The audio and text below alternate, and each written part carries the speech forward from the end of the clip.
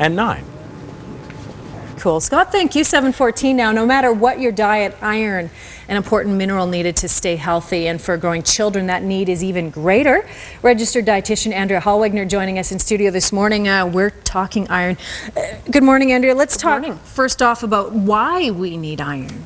So iron actually is a component in red blood cells, and red blood cells transport oxygen throughout our body. So if we don't have enough iron in our body, we tend to start to feel fatigued, tired. You know, you could be sleeping, 12 hours and still wake up very fatigued. So shortness of breath and real exhaustion if our iron levels are low. So there are two different types of iron that you want to point out. There is, and I brought in a display here to show you. The first type of iron is heme iron, and heme iron is actually our best, most absorbed iron source.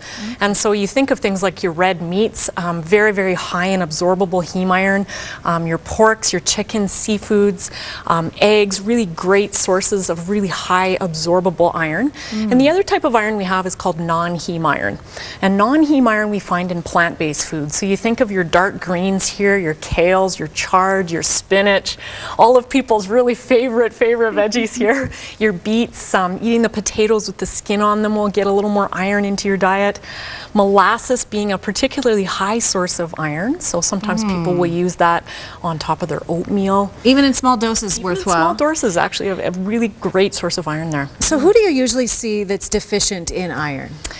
Well, when we think of the big sources of iron, so if you're eliminating foods such as your red meats or meats in general, we tend to see vegetarians at higher risk for iron deficiency. So their best sources of iron are going to be your beans, your lentils, your chickpeas, breakfast cereals, and then fortified grains, so your crackers, your oatmeals, pastas, those types of things. You mentioned the meats and all the different things that a lot of people will say, I flat out just don't eat. I'm thinking about my 5-year-old. Sure. What are some of the symptoms that you might see of someone who's iron deficient then? Big fatigue would be the biggest one, and paleness in the skin, shortness of breath for those that are really active, feeling like, geez, I just can't seem to recover from my workouts, because of course athletes and people that are very active, also another group that are at risk for iron deficiency. So how much is enough then? Well, the needs are all over the place depending on your age, but of course females need twice as much iron as men, and that's partly because of menstrual losses. So the average adult female needs about 18 milligrams of iron a day, whereas a man would need about 8 milligrams of iron a day.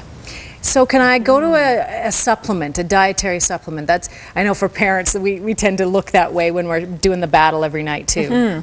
Unless your doctor has told you that an iron supplement in the form of a multivitamin would be a bad idea, I'm thinking of people that have too much iron in their system.